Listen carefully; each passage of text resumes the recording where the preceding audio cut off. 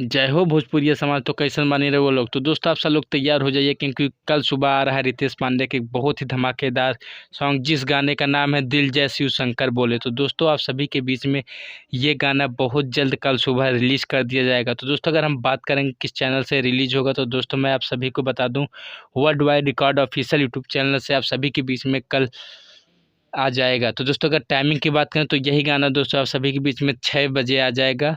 तो दोस्तों जितने भी रितेश पांडे के फैन हैं उनसे यही कहूँगा, इस गाने को 6 बजे आप सब लोग सुनिए और अपना प्यार और आशीर्वाद दीजिए। तो दोस्तों एक खास बात कि ये गाना जो है वीडियो में है, तो दोस्तों आप सभी के बीच में आ जाएगा। तो जैसे हम सब लोग को पता है दोस्तों, रितेश पांडे का इस बार सावन का ये चौथा गीत है जो कि आप सभी के बीच में आ रहा है। तो दोस्तों गाना बहुत ही दमदार होने वाला है। तो आप सभी लोग जो है इस गाने को सुपर डुपर हिट बनाइए और अपना प्यार और आशीर्वाद दिए। जय हिंद, जय भारत, जय हो भोजपुरी समाज।